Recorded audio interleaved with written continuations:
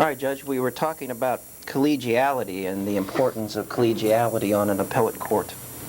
But I also know from studying the history and from being a witness during those years working in chambers that there were disagreements about the wisdom of Congress dividing the Fifth Circuit and creating the 11th Circuit. Can you tell us about some of the behind-the-scenes politicking and the judicial debate about whether it was a wise thing to do? Eventually Congress did divide the court, but the judges debated that for a good long while. A long while, and very, very sincerely debated it. There was a history to it.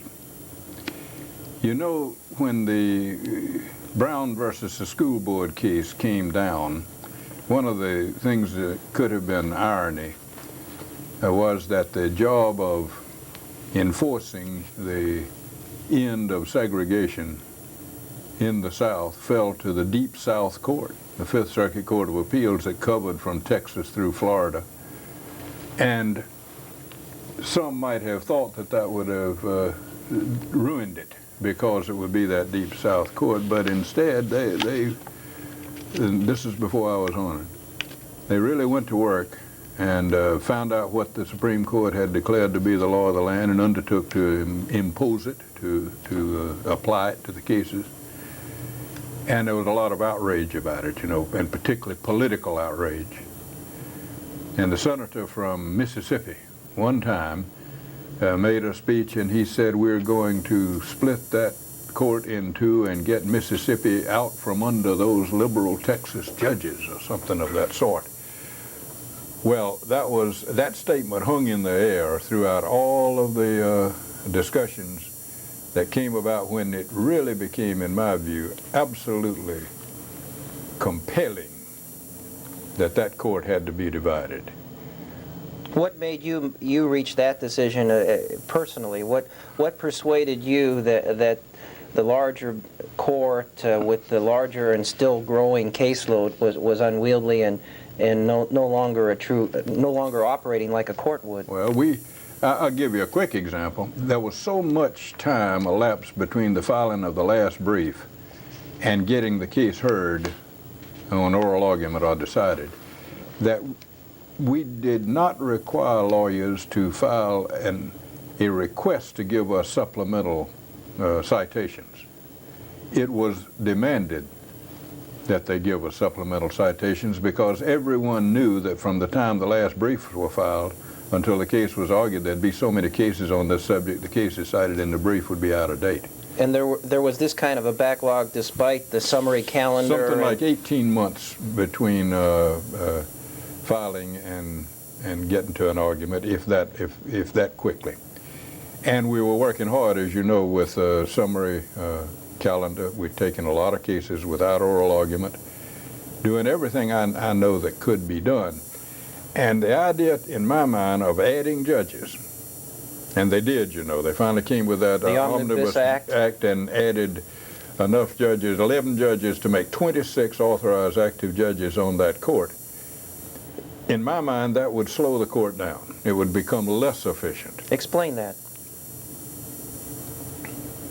On a multi-judge court, like the appellate court, in fact, largely, and certainly in theory, but I think in fact, no case is decided until it's been heard by a panel and an opinion has gone out, and the other judges on the court are at least willing to abide that as the precedent. That means that it has to be pushed through the brains of every judge on the court. So adding 11 more brains to push it through is not going to speed it up, it's going to slow it down. It's not like a backlog on a district level where the district court can't handle all of its caseload. You say, well, let's add judges. That'll work because every judge you add creates a new court.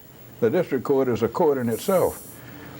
I tried to liken it to, as far as adding judges to the appellate court, suppose you had a district with 6 judges and they needed to double because they had double caseload they could handle. Suppose you added then 6 more. That ought to do it. But suppose you said those, from now on, 2 judges must sit on each case.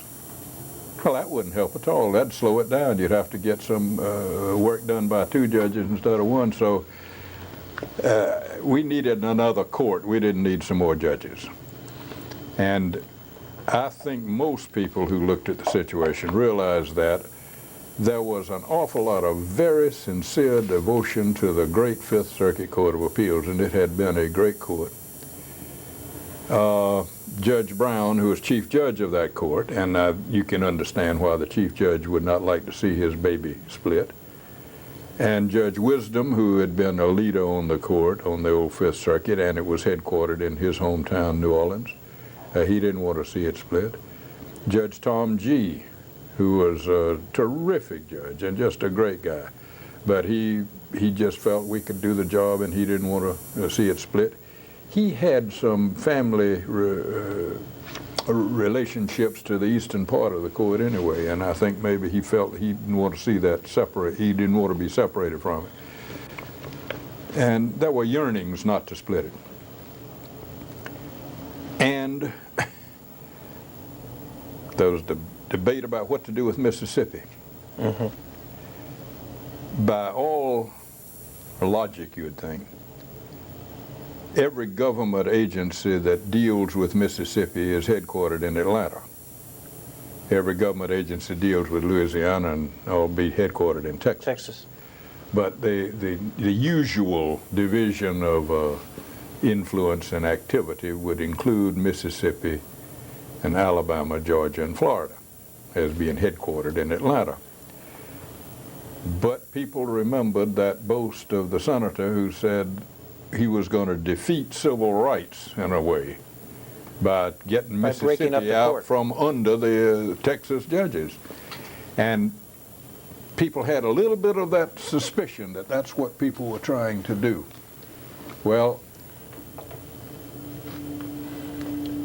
Judge J.P. Coleman, who had been governor of Mississippi, is just a great guy, a great man who knew human nature as well as anybody I ever saw. And Judge Charles Clark, who became the chief judge of the new Fifth after the split and was one of my personal heroes, bit the bullet. And they got together and said, let's break this thing, this deadlock.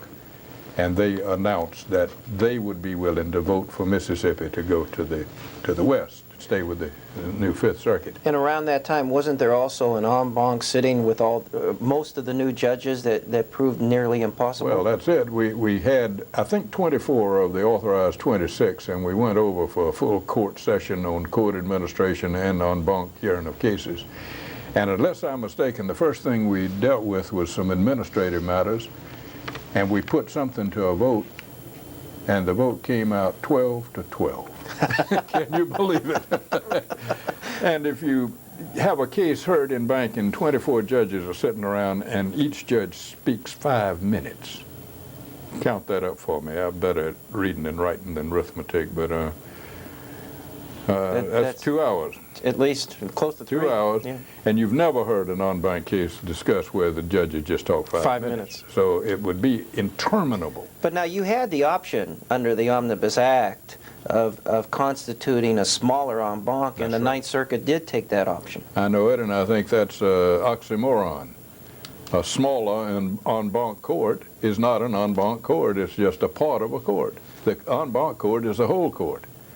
And I think it would be awful to have a part of the judges sitting and deciding by a split of them what the law should be, when, if the truth be known, a majority of the whole court thought it ought to be the other way. I think that would just be a terrible thing, and if it were a politically or socially excitable case, and that became known, I think the people would lose confidence in the court.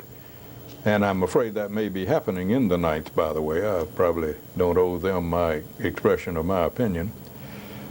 But it got a little bit strained. Judge Brown, as the chief judge, would testify in Congress and be asked questions about this, and he would express his view that he did not want this court divided, and it came out, as his being the spokesman for the court. And one day we finally held a court meeting, called for it, and the court instructed our chief judge that he would not be speaking for the court, and we elected some judges to speak for the court.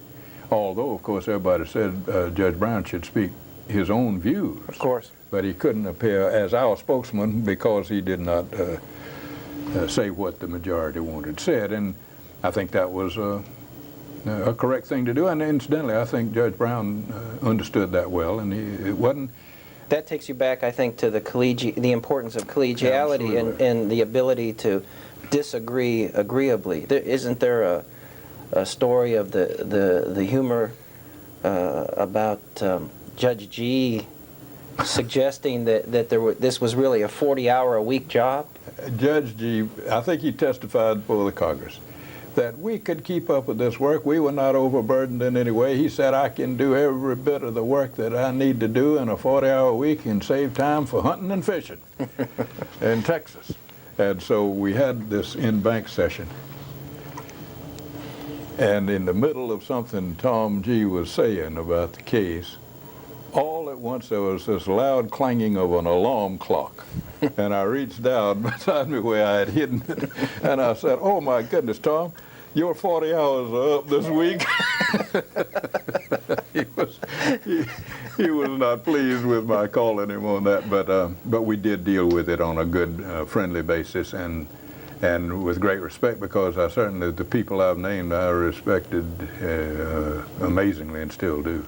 Has collegiality changed over the years with the appointment of new judges and others taking senior status? The only thing I've seen that I would guess might be that, and of course I'm no longer on the active court, yes, so I may not be the best appraiser of collegiality, but you know, spouses, when I got on the court even, were not usually otherwise engaged outside the home and the family.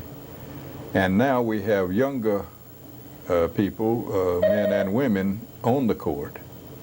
And quite often their spouses are occupied in business, trade, or profession and do not come with the judge to their work on the court. They're busy with their own work. And so I think we've lost a little of that family. All the families get together. I think the Godbolds, the Clarks, the Roneys, and the Hills were real buddies, not just acquaintances, and that included men and women. I mean, we were all just great buddies. We used to get together down on Chartres in New Orleans. There was a place where we could each rent an apartment instead of a room, cheaper than a room, and the one who had the big apartment had to do the entertaining, and we would cook together and carry on together, and that's great. And then we could have some of the best debates in a conference on a case you ever heard. Well, John Marshall used to do that when he was Chief Justice. The justices would stay at the same rooming house, and he would have a session over Madeira in the afternoon. Well, I won't confess to that, but there might be even a slight hint of that. We'll allow the historians to dig out those details in New Orleans on their own. Right. Judge, in this next phase, I'd like to focus on your work as an appellate judge and take you through the stages of briefing and oral argument, the conference, writing opinions, and en banc hearings. Let me start with the brief. How important to the court's decision-making is the written brief? What would you tell a young law firm associate assigned to write a draft of a Fifth Circuit brief? What advice would you give that lawyer? Now, I tell him first that he should really, really know the case he's writing about. If he did not try it, if he didn't try it, he had better become so immersed in it that he recalls it happening as if it happened right out in front of his eyes. He ought also know, yes, that brief is, and in the American system, it is so important, far more important, I think, in 90% of the cases than oral argument. He ought to be very careful to be accurate. Don't fudge. I don't like to see a brief where one side says something's in the record and the other side says something else is in the record. I threatened off the bench one time to charge them an hourly rate while I went to find out, because there ought not be any dispute about that. There can't be any dispute, but sometimes you wish so much that what that witness said meant this, that you go ahead and put in the brief that he did say this. And if you look it up in the record and he didn't, it destroys the reputation, so to speak, of that whole brief, and you want to cast it aside. Be clear. Short, brief? A brief should be brief? In a way, but it ought to cover the subject. The brevity of it might be to don't belabor every little old point you can think of. Get to the jugular vein with the real issue that you know may turn this case around if you're the appellant. And don't piddle around with some little things that indicate that you went to law school and you know the rules of evidence, and maybe this was hearsay. Like a law student writing in a blue book. Yeah, that's right. But now, do you see briefs that satisfy your criteria? Oh, sure. Day in and day out? How would you describe the quality of the brief writing? I think by and large good, and some absolutely good.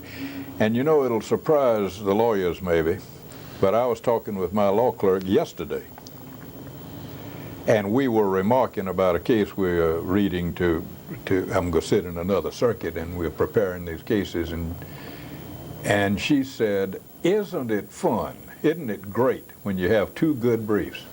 And it really is, because you really get to it. You don't have to wonder what this guy's talking about, or is he just beating the air. Get to the point, cite the proper cases, and explain to the judge why they are important. Don't be timid about instructing the judge. That's exactly what the rule is. Sure, on the law and on what's in the record, and touching upon the facts. The judges like to pretend, you know, that you are appearing before them. But if it's done properly, the instructor, the teacher, is standing at the podium, and the judges on the bench are the class who are being taught what they ought to know about this case.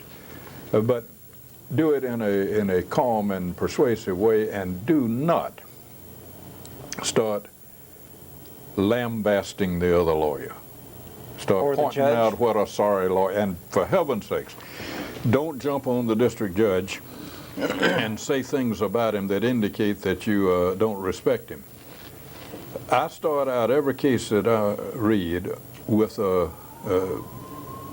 inclination to believe that it's been tried properly. And the appellant has the burden of showing me that it wasn't tried properly, because I believe all the district judges we have are very good district judges, and I know they want to try it properly. And if there's any mistake been made, the appellant has to point that out to me, and once he does, then the appellee had better show me that it didn't require reversal. And so that's it. Instruct, help, and you can write persuasively. Oratory may be subdued nowadays, but it still exists. Well, let me move to oratory. Your dear friend Judge Roney tells a story about a panel sitting where he was the presiding judge, and every lawyer who appears before the 11th Circuit knows it to be a hot bench, very prepared and full of questions. In this particular argument, Judge Roney says, he extended the attorney's time because he had been interrupted so often by questions. And Judge Roney whispers to you to make a joke. In a stage whisper. So everybody heard it. And he says in a stage whisper, "Do you think you can finish your argument in that time?" To you. Right. And according to Judge Roney's telling of the story, you did not miss a beat to reply, "Well, I could do a lot better if these lawyers would stop interrupting me." That's right. I remember that. What is your take on oral arguments and their contribution to the process? Can be, if we are careful to have the cases come on oral argument that need it, it can be very helpful. And when I first started on the court, I thought it was an outrage that we didn't have oral argument in every case. And I'm now persuaded that it would be an imposition on the system and an imposition on the clients who have to pay the expenses to send lawyers to stand up in front of a podium for 15 minutes and can't say anything that you couldn't clearly get out of the briefs. But when I was doing a lot of screening whether to put on oral argument or not, my general rule was that when I'd read the briefs, if I wished the lawyer was there and I could ask him about something, then I'd say that's a good case for oral argument. If there's something unclear in the meeting of the minds of the two parties, if one has passed the other and I need to find out where this fits, then a good argument can help. I know of two occasions when I went on the bench and I tried not to decide cases till I hear the oral argument. You know, you read the briefs and all, but you do get some pretty strong impressions. And I was almost persuaded that one point that one side made was not answered and would control and say the case had to be reversed. And so I asked that unfriendly question of that other lawyer. Well, how do you account for the fact of so-and-so that the other party brought? And that lawyer stood right there and accounted for it. And he explained. To your satisfaction? Not only that, when I got off, and once he explained that, then he won the case, because that was the only thing I saw that was wrong with his position. And I remember when I got off and went back and took another look at those briefs, maybe if he had been a little clearer, or maybe if I had been reading with a little better mind, I would have realized it was in there, it had been answered. And so I know two times when that happened, and my firm feeling going in was reversed by the oral argument and came out different. And you'd be surprised, I think lawyers would be surprised, how many times after a day's session, we usually hear about 6 cases, and then we recess and go in conference. And the first remark made by a judge on the 3-judge panel will have to do with the quality of the arguments. And sometimes, hey, those were good arguments we had today, weren't they? We had some good lawyers, and sometimes you get back there and say, I've never wasted more time in my life. Why did we come and hear that? And that's the impression as the judges meet in their conference that's in the room with them. That's right. Now, let's go into that conference as much as we can, recognizing judicial decorum and confidentiality. Can you describe or characterize what it's like when the 3 judges meet to discuss those cases? Not to talk about the particulars of any case, no, I wouldn't. But give us some feel for what happens in that room as a general proposition. Practically never have the judges talked about what they thought of the case before the argument. So this is the first time we all get back in there. And each has prepared in his or her own way in chambers and attended the argument. Right. And made notes during the argument. And then you sit down, and the formality would be that the senior active judge is presiding, and the junior judge speaks first. The theory being that the senior judge might overwhelm the junior judge. I'll never forget the time I sat with newly on our bench Judge Frank Johnson and Judge Scott was a visitor, Clyde Scott. They must have had between them 50 years on the bench, and I'd been there about 5. And so I explained that to them. That I knew if I spoke first, I might overwhelm those inexperienced judges. But anyway, that's not always followed. Sometimes everybody just gets talking about the case, but that happens. And then is there often a consensus? Sometimes do you have a knockdown, drag-out argument? Usually we don't try to decide the case there. It's tentatively decided. We will, quite often it's, as you say, meeting of the minds automatically. That one point about such and so, that doesn't hold water, so I think we can affirm that sometime with what we call the Rule 36-1, which merely says affirmed. No reason to say anything else. And then sometime one of us will have a view about one of the points that seems to require reversal, and the other 2 might feel not. And I've seen this happen. If the one who feels worried about that is not really set in concrete, the presiding judge who assigns the case might assign it to that judge and say, you're concerned about that, why don't you take this case and take a real hard look at it and see if your concerns are met, and if not, let us know, and maybe one of the others will have to write the majority opinion. To work it out in the writing. Sure. So it's just a discussion of the case among lawyers, having exhausted just about everything we can get from the outside, except our own research, and we've not looked at the record to speak of at that point. If there's any confusion about what's in the record, that still would have to be thrashed out. And if you have an issue, a serious issue, say that there was not sufficient evidence to support the conviction, sometimes the assignment to the writing judge will be, we need someone to really pore through this record and count up what the testimony was. It's kind of jumbled in these briefs. And let us know what you find, and is that sufficient to support it? Otherwise, this case is all right, and there's no problem with it. So there are many, many different ways it can be taken, but when we leave there, one judge has been assigned the job of writing it. May expect one to dissent, or may expect everybody to agree, and the case has not been decided. It will not be decided until that opinion is out and circulated, and the judges have concurred, and it's sent to the clerk. Including the possibility anyone who's worked with a court has heard the expression, it won't write that way. That's it. Sometime we all agree, well, we can affirm this because that point taken by the appellant won't hold water.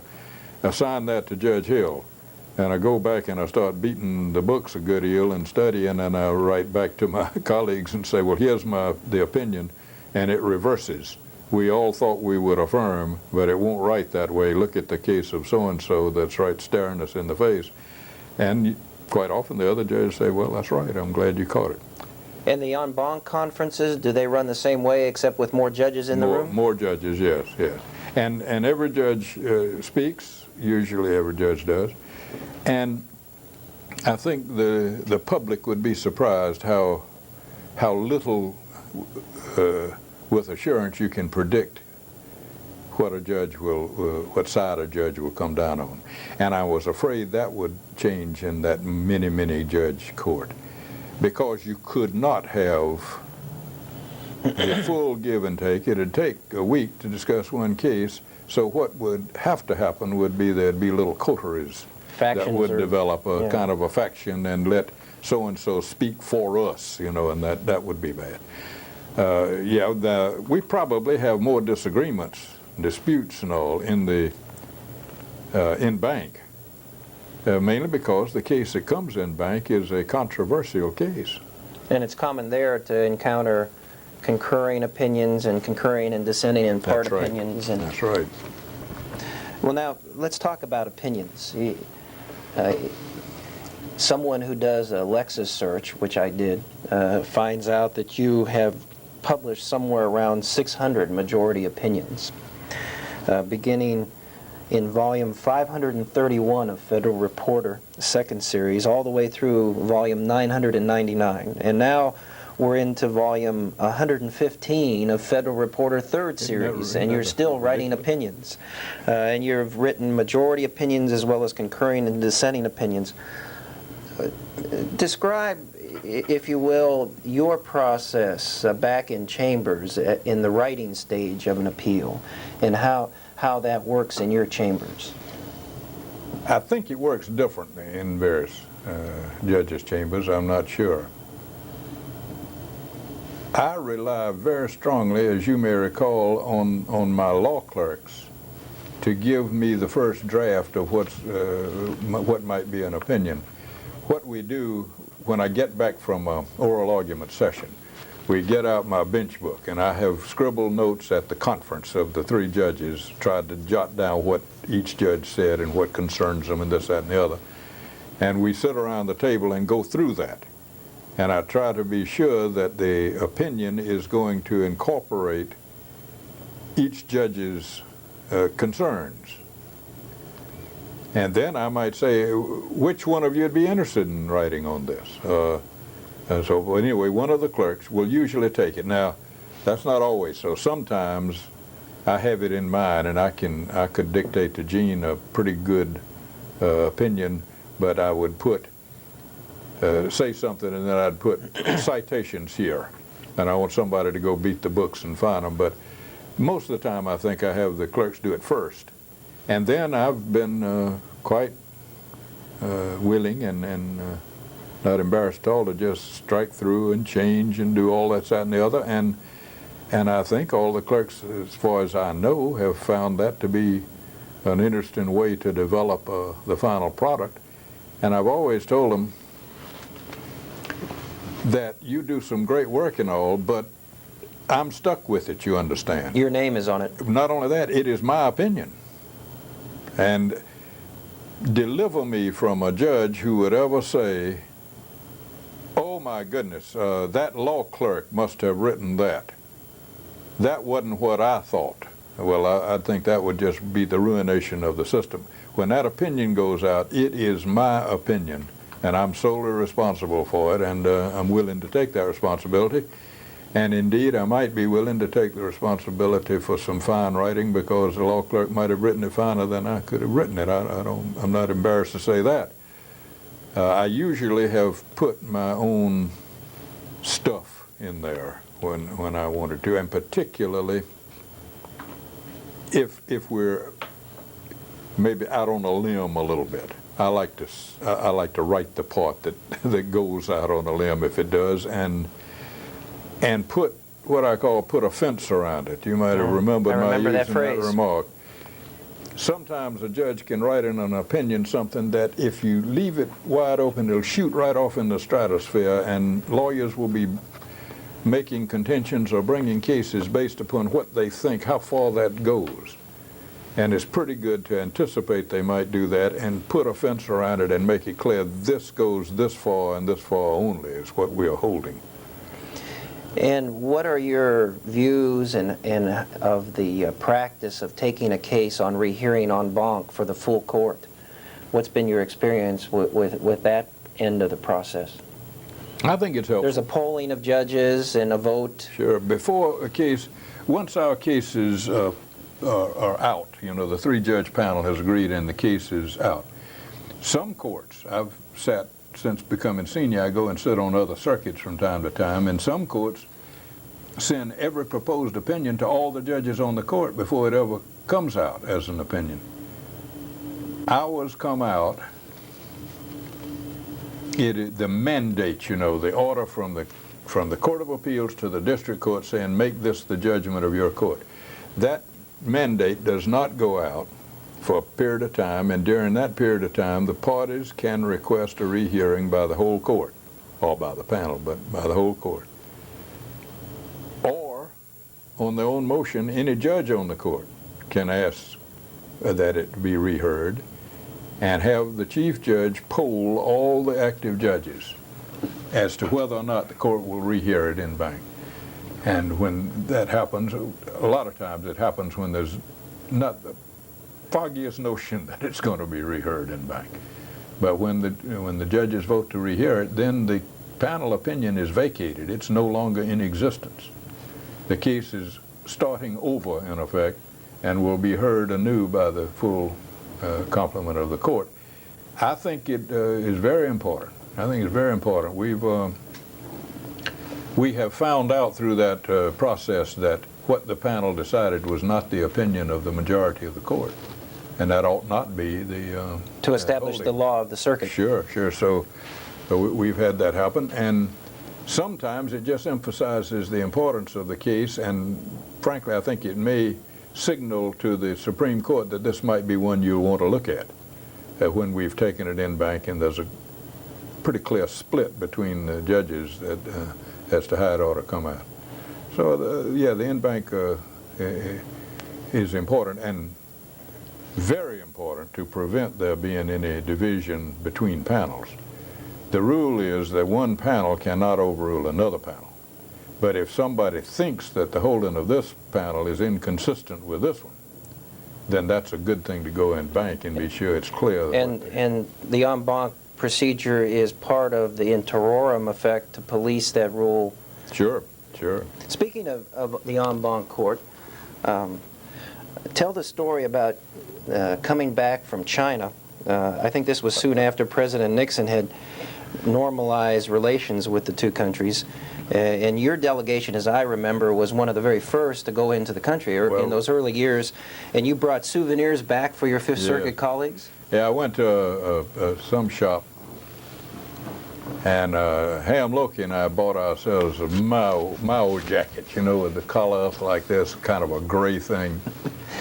The People's Republic. Yeah, and then they had these Mao caps that all the Chinese who were trying to suck up to Mao, I guess, they loved to wear that stuff. So we bought it. When we were buying it, there must have been 30 people in that department store standing around giggling as we bought it. But when I just bought a hat for every judge, one of those caps for every judge. And we had it in bank session, and we were to assemble, say, at 1 o'clock, so I got there about 1:15 into that room with that funny round table we had. And I put a cap at each judge's place. And I put on the Mao jacket, and I put on my cap. But I sat down at my place and got a newspaper out. And I held the newspaper up in front of me. And when I heard everybody come in, and they all sat down and they were looking at those caps, I dropped the newspaper and said, "This cell will now come to order." Well, it was the funniest sight to see all these distinguished judges going through the halls of the courthouse on Camp Street in New Orleans wearing Mao caps, except one. Who was that? J.P. Coleman would not do it. He just could not bring himself to wear one of those caps. And he didn't, but it was good spread. Ready? Let's try to recapture some of the dynamic of the en banc court.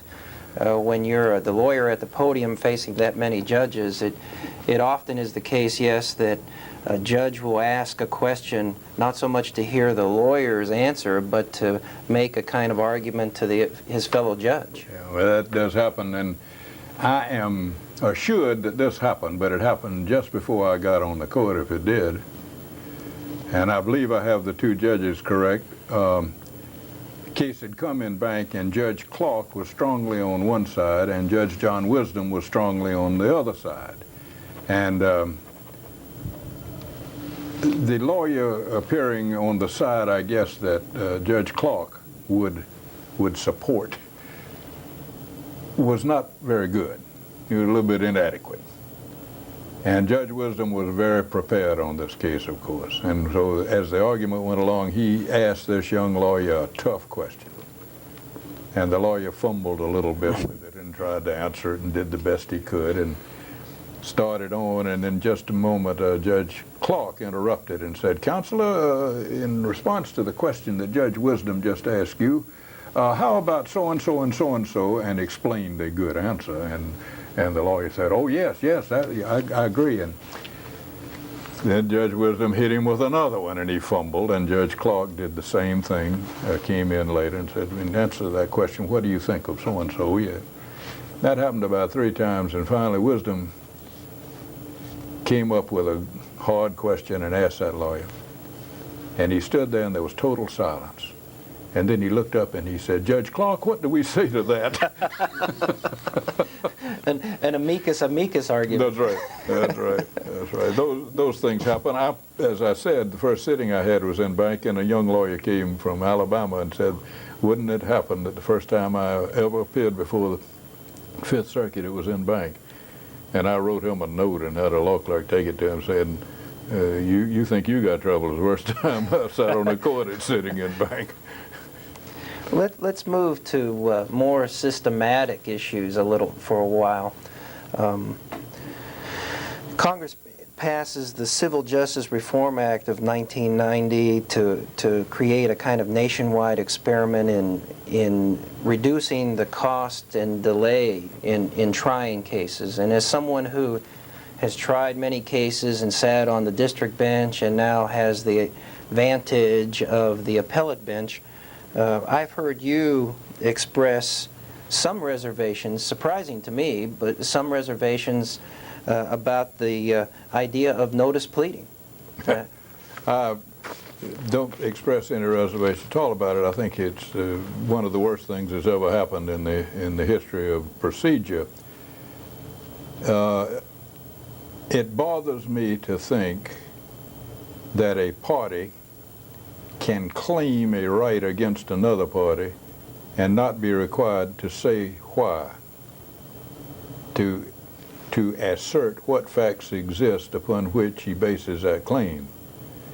And it bothers me that the party against whom a claim is made can say, I'm not going to pay it, without saying which of those facts is wrong, and therefore I'm not going to pay it.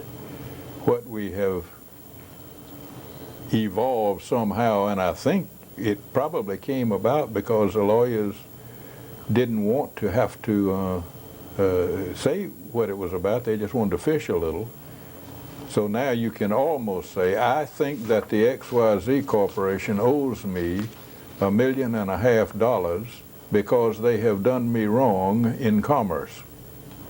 And then send out a whole troop of subpoenas and set up countless depositions across the country. And the purpose of doing it is to find out, I wonder if there's some basis for that claim I just made. Well, I think you ought to know that in advance.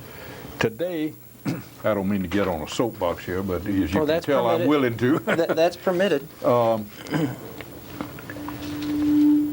Today, we used to have what was called a petition and an answer. And a petition, by definition, was a statement in orderly numbered paragraphs of each fact that the claimant said exists that require the defendant to pay. And the defendant had to admit or deny each of those facts. And if he couldn't, he had to say why he couldn't, because he didn't know and would have to find out. But today, you just file that notice pleading, and you go out and you do all this expensive discovery, which has made litigation worse than most diseases, I think, to commerce and individuals. You do all of that discovery, then you have these various pretrial conferences and everything, and you finally are working out the issues.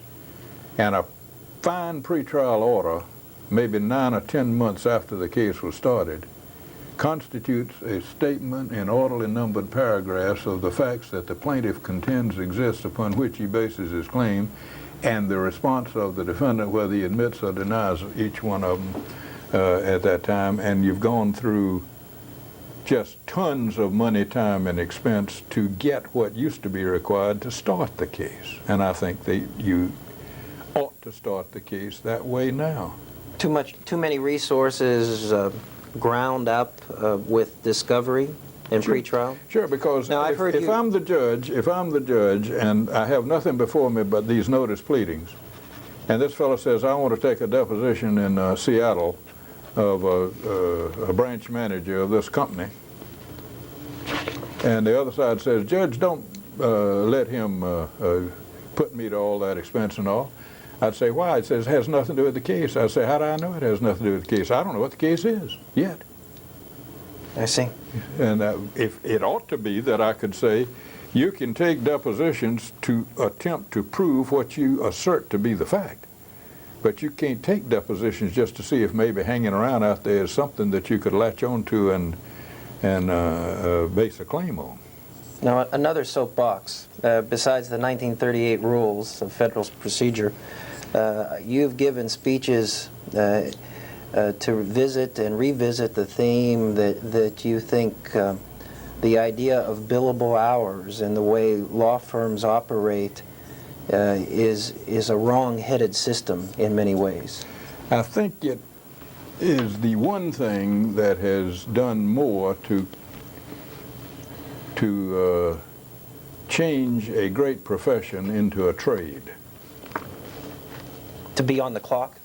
To have this predetermined price per hour reminds me very much of going to the meat market and looking at the meat packaged in little cellophane transparent plastic with so much a pound on it.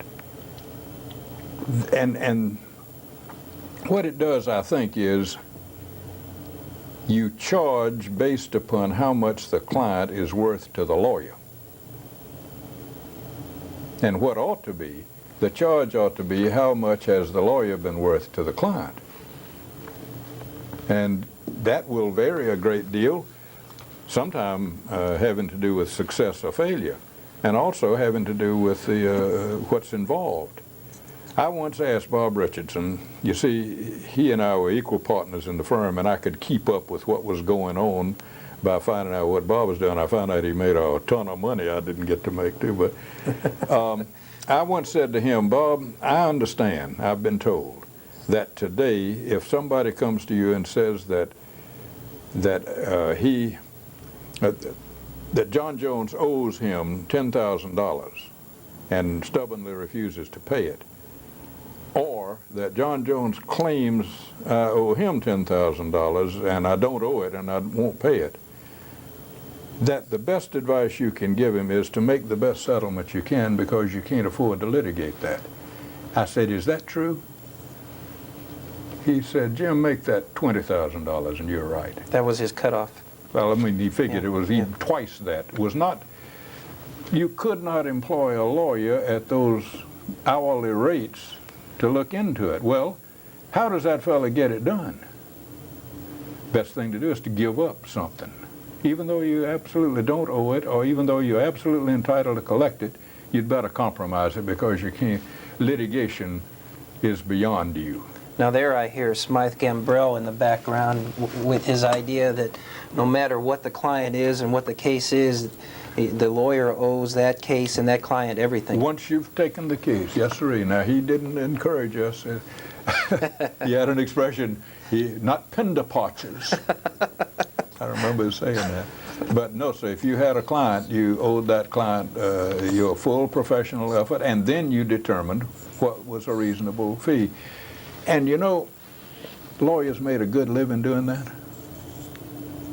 And I'm afraid if we are going to just cut out serving people who don't measure up to our aspirations for ore to be mined and just don't take them, the public will find a better way to do this thing, you know. They gave the lawyers the exclusive franchise, and it ain't carved in marble, and it's not in the Constitution, and it's not in Magna Carta.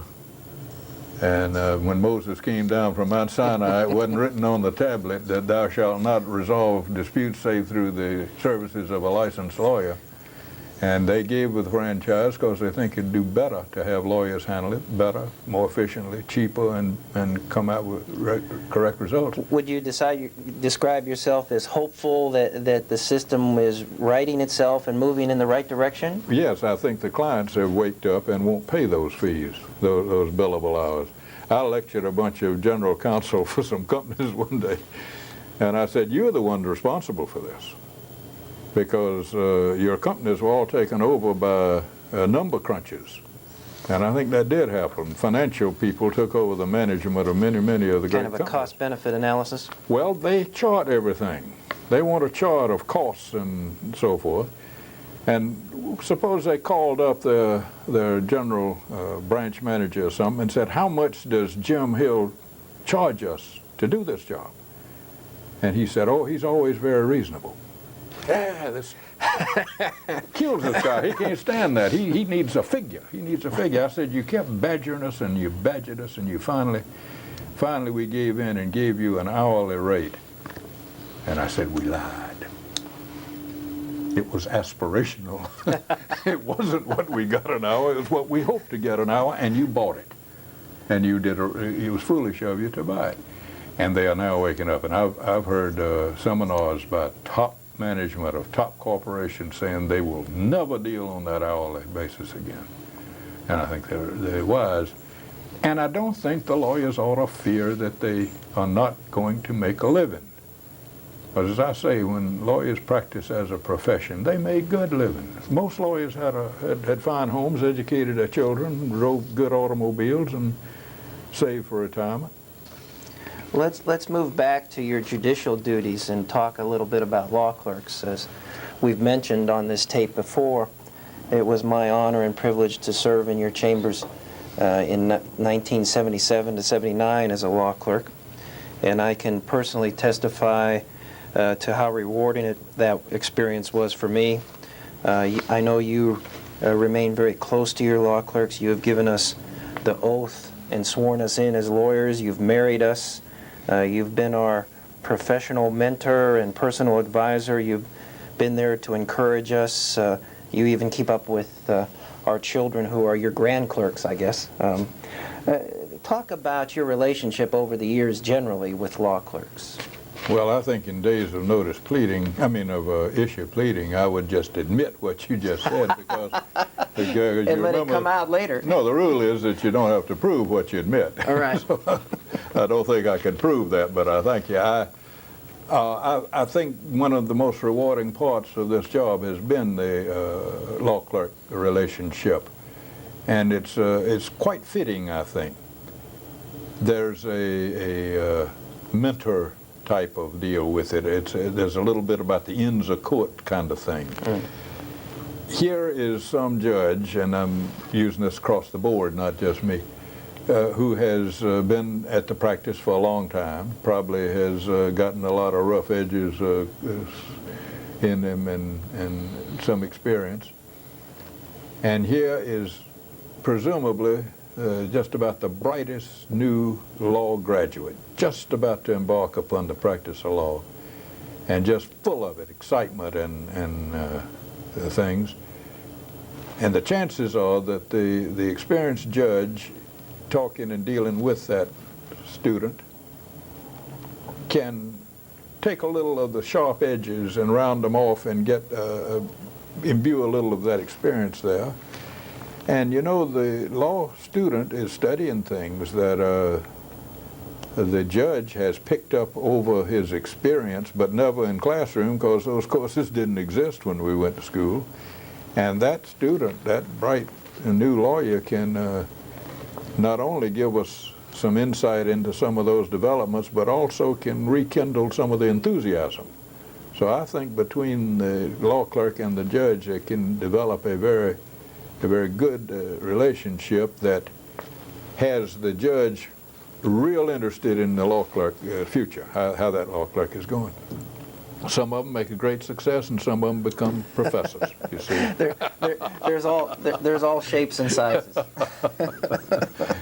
Well, now, one person who has worked with you since your days in the law firm is Jean Schrader, who has been your secretary since 1963, and she will retire this year. And then when you were an active judge, Evelyn Hammond also worked in chambers, and then there are the numerous other people in the clerk's office, people whose names are not in the opinions, and who keep the courts running, sort of. How important are those contributions by other members of the court family? They're just absolutely essential, and I'll just pause there and say Jean Schrader, you said when she came, I can date it better than that. She came to work for me the day Jack Kennedy was shot. That's how we can remember when we started. And it's been a very good relationship, a good partnership for, 34 years? 34 years now. 34 years, yeah, in November. And she's decided she's going to fold it up. Ever since I moved down to Amelia Island, she's been operating in Atlanta. And we use these electronic gadgets that you see around here, and I can dictate to her and get the product back on my computer and sign it as if she was in the next office. But yeah, I'm going to miss that support. She's the one who has kept me on the ball when I'm supposed to be doing something. She reminds me of it, and she's also been able to protect me sometimes from diversions that I ought to ignore. I remember my first impression of her when I was interviewing for the position of law clerk. I was struck at her loyalty to you and her total dedication to her duties. Well, that's my idea of management is very simple, and that is if you're trying to run an enterprise, and it can be a business, a law firm, or a judge's chambers, find people who have good competence and good sense and energy and desire to work, who want you to succeed. and get those people around you, and you come out all right. If they want you to make a success, chances are much better that you will. And and Evelyn was second secretary to Griffin Bell. Oh, yes. Yeah, and so I got her to come and be the second secretary. We had 2 secretaries. All the lawyers did not come then out of law school running computers and word processors. Nowadays, a lot of the judges have given up the second secretary and taken over an additional law clerk. Yeah, but that wasn't so then. And you've moved to a system of sort of semi-permanent or permanent law clerks. Right. Right. I'm no longer having that delightful experience of meeting and getting to know a youngster. I'm doing limited work as a senior judge. I'm certainly entitled to 1 law clerk, but instead I've lucked up on two fine lawyers who are experienced. They've been law clerks to district judges. They have practiced law for 8 or 10 years. They have families. These are women, and they are mothers, and they are dedicated family people, and they wanted half-time work, so we have split that law clerk in 2. And when one's absent, I still have one, you see. They come half-time mornings. One starts 1 hour, one another, and they've worked it out to half-time. My only problem is that they have computers at home, and they cannot abide the hours, and they do work at home, and I'm feeling like I'm imposing because they're getting paid for half-time, and they're probably working more than 3/4. Yeah, I don't know what to do about that. I suppose they join the judges in that sense of being overworked. Let's talk about some of the judges, some of the jurists of note with whom you've served. Excuse me, I'm going to interrupt Please. you. I did not mention, you mentioned other staff and the staff members. Please. Clerks and circuit executives and all those people are absolutely important. And Not just in the court, but also the folks in Washington at the administrative office and the Federal Judicial Center? Judicial Center and all that. Before we finish, I'll mention that I think these people are going to have to be given more of the load, but we'll get to that later about the future. Now let me get you to focus on some of the judges with whom you've sat. At the ceremony that presented your portrait to the 11th Circuit, you said that one of the great things about being a circuit judge, and this is a quotation, is the people you get to have as colleagues and come to know and argue with and debate with. Not having a client, not having a fee involved, we argue and debate for no reason other than trying to come to the right answer for the good of the system. Knowing these people is one of the great things that ever happened to me. Why don't I just throw out some names and you can give me a little snapshot of some of this cast of characters, if you're willing. Judge Tuttle. Judge Tuttle was a leader. Judge Tuttle was a gracious gentleman. He was a very good lawyer, and he had nerves of steel. He got out on pretty far limbs sometime during those tough days of the civil rights struggles in the South, and he handled it. And you can't say Judge Tuttle without my thinking of Sarah Tuttle. They come together as a team. John R. Brown. John R. Brown was, again, a great lawyer. Came from the heartland of America, about as far removed from an ocean as you can get, and became one of the top admiralty lawyers in Houston, Texas, or as he used to put it, admiralty lawyers. He and a great one.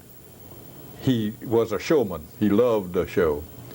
And I don't believe there's ever been a chief judge of a court who enjoyed being chief judge more than John Brown did. And you're blessed to have somebody like that because it's hard work. And I'm thankful that it never befell me to have to do all that A digression, but worth noting, is that by the coincidence, yes, of your appointment and Judge Joe Flatt's appointment, you never became eligible to be chief judge? That's right. Well, he was younger than I was, and he was appointed in November, and I was appointed the following May. So so that automatically made him chief judge. And he worked hard at it, too, and I would not have, I'm afraid. Back to my list, Judge Ainsworth. Bob Ainsworth, what a gentleman. He lived the court. He was from New Orleans. The courthouse was in New Orleans. somehow I think he had very little interest. I think he was interested in the church, and otherwise he was just interested in the Fifth Circuit Court of Appeals. He was down there working Saturdays, Sundays, all Like the a monk? time. Somewhat like a monk. And he was a cut to the jugular vein kind of a judge. You get in a conference with him and somebody might be talking a whole lot of involved little issues that came up in the case, and say, Bob, what do you think? He'd say, guilty as hell, affirm. Charles Clark? Charles Clark, I think I wrote him when, he resigned. He did not take senior status. After he finished being chief judge of the Fifth Circuit, very shortly he resigned and went back to practice. And I guess I could sum it up by telling you that I wrote him and I said that in the nature of things, there are more people who ought to be and are qualified to be on the Supreme Court, not on the court, than on it, because there's so few on it. And certainly Charles Clark's one of those. Alvin Rubin. Alvin Rubin was a scholar. Wasn't he a scholar? You knew Alvin Rubin. Most definitely. What a great scholar. Very much a student of the law. Absolutely, and of the operation of courts at the same time. And a hospitable host in New Orleans, because he knew New Orleans, and he took Mary and me not to galatoirs and places, but to little storefront restaurants that had the greatest food ever served on earth, and he knew them all. J.P. Coleman? J.P. Coleman, well, he had more experience than anybody will ever have. In every branch of government, yes. He was an aide to a congressman. He was in the state legislature. He was the prosecuting attorney of his circuit. He became the trial judge of that circuit. He became a member of the Supreme Court of Alabama. Somebody said, J.P., you want to be governor, and that's no place to get to be governor from, the Supreme Court, so he ran for and was elected Attorney General of Alabama. Now, am I mixing up, is that Mississippi or Alabama? I mean Mississippi. I'm sorry, I kept saying Alabama. Of course, it's Mississippi. But then What he a was resume. governor. He was governor of Mississippi, and he was then appointed to this. No, then when he finished being governor, he went back home to Ackerman and ran for and was elected to the House of Representatives, and came back and sat in the chamber of the House of Representatives as a junior member, and was appointed to the Fifth Circuit Court of Appeals. He loved Mississippi. He loved people, and he knew people. He could sense a person's reaction to things. Plain spoken. Last cotton farmer in Mississippi, I believe. He raised cotton up on his place. And he became chief judge. He didn't stay chief judge long, and he resigned. And I believe he just wanted Mississippi to have a chief judge on that court. And he was chief judge, and then he stepped down. Yeah, a great guy. John Godbold, one of your good friends. Yeah. I tell you, when I first came on the court, somehow I sat on panels with Roney and Godbold, about twice or more. And I had the feeling that after I'd sat with them a couple of times, they got together and said, okay, let's certify him as being able to go out and sit with somebody Sort of like else. a probation? Yeah. John is a great student and writes well. He writes so well. He's a student of grammar and a likable human being. When we've disagreed a lot on outcomes of cases and all, but do that with great fun. John and Betty Godbold are greatest friends. I was over at Framlingham, England, where our air base was, yes. And I went in a churchyard and was walking around, and I found a tombstone of John Godbold, and beside it, Elizabeth Godbold. Oh, how here? John and Betty. I took a picture of it and sent it to her. Judge Goldberg? Irving Goldberg. Boy, what a gentleman. Another colorful fellow. Oh, very much so. Gentle. And if you would go disagree with him, you better do your homework. He would have done his homework. He, I think he was the person who got the oath together for Lyndon Johnson to take when Kennedy was assassinated. Yeah, he was a lawyer for Johnson. He wore a bow tie, Always wore a bow tie. And when he came into a conference on a case, he would say something like, well, I have just thought it best to write out my views of this case. And he would give you a scholarly paper on it to express his views. When he took senior status, I cooked up something and none of us said anything to him until we all filed in. It was during an in-bank. We all filed in there, and the only thing different about us was we all had on a bow tie. Oh, how wonderful. Just to show our respect for Irving. John Minor Wisdom? Oh, man. John Minor Wisdom with his glasses pushed up on top of his head. Oh, yes. And, of course, he was the sort of other Republican when Elbert Tuttle was appointed. Both of them had been influential in the Eisenhower administration. election, well, in the election, yes. in the convention when Eisenhower and Taft were contesting. And Wisdom thought the Fifth Circuit Court of Appeals was probably 2 steps higher than the Supreme Court in real ability. And he trusted his own abilities a great deal. He's one of the few judges I know who didn't want to certify cases to the state cases to the state Supreme Court because he thought he knew more about the state law than the state Supreme Court did. And he's probably right. He's probably right. Working hard, he would work hard, and he was one of those who stepped boldly out on some limbs during the civil rights days. Just think the world of him. I saw him the last time I was in New Orleans. He's senior status, and he was at his desk with work piled up around him as high as he ever had it, and looked to be in great spirits, great physical shape and all, too. Yeah, I admire him. Judge Joe Flatt? Oh, Jerry Joe Flatt is, of course, my contemporary and close companion on the court. Now, you talk about energy. He is at work when most of us are asleep. He comes down here, you know, when we get on these computers and sign into the network, you log in and the time is recorded. People tell me they see his time in at 5 o'clock in the morning, 4, 6, all that. And he takes an interest in every case, every slip of opinion. I think he studies it as carefully as anybody. You know, he recently lost his wife, Sarah. Yes. And that was a great blow. I think the best thing for him in that tragedy was that he had this court, and he is just absorbed in it. He's got a memory like a steel trap. If you have ever said anything in his presence, he will call it to your attention. He's just that good. That means, I think, that he pays attention to what you say, and he likes you, and I like him, and he's a great, and as chief judge, with all that energy, he really did operate. He did work, hard work, and kept this court going. His name has come up before, Paul Roney.